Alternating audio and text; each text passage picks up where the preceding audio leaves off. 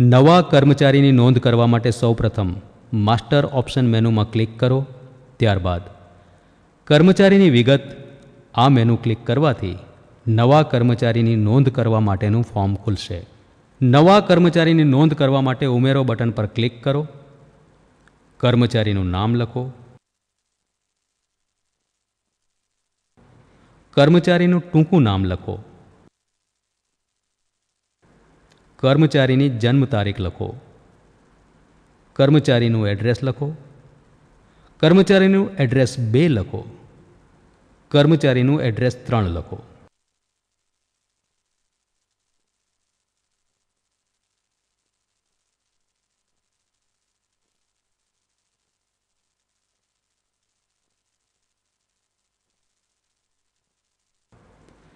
કર્મચારીનું શહેર પસંદ કરો. ત્યારબાદ પિન કોડ લખો. કર્મચારી કચેરીમાં કામ પર ક્યારે જોડાયો તે તારીખ લખો. કર્મચારીની જાતિ પસંદ કરો. ત્યારબાદ જો કર્મચારી રિટાયર્ડ થઈ ગયો હોય તો તેની તારીખ લખો. કર્મચારીની સ્થિતિ પસંદ કરો. કર્મચારીનું ગ્રુપ પસંદ કરો. કર્મચારીનું ડિપાર્ટમેન્ટ પસંદ કરો. કર્મચારીનો વર્ગ પસંદ કરો.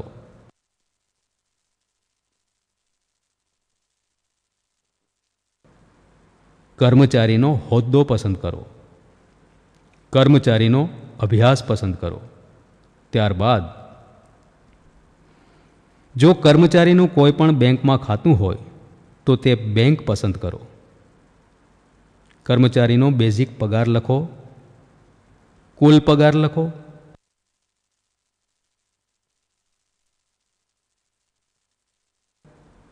પ્રોવિડન્ટ ફંડની રકમ લખો.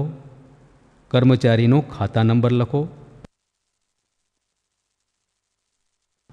જો પાન કાર્ડ હોય તો તેનો નંબર પણ લખો. પ્રોવિડન્ટ ફંડ નંબર લખો. ફોન નંબર લખો.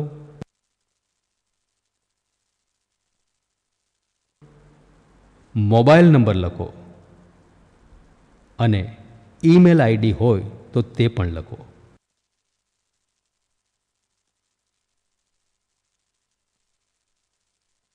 ત્યારબાદ જો કોઈ વધારાની નોંધ લખવી હોય તો તે લખો.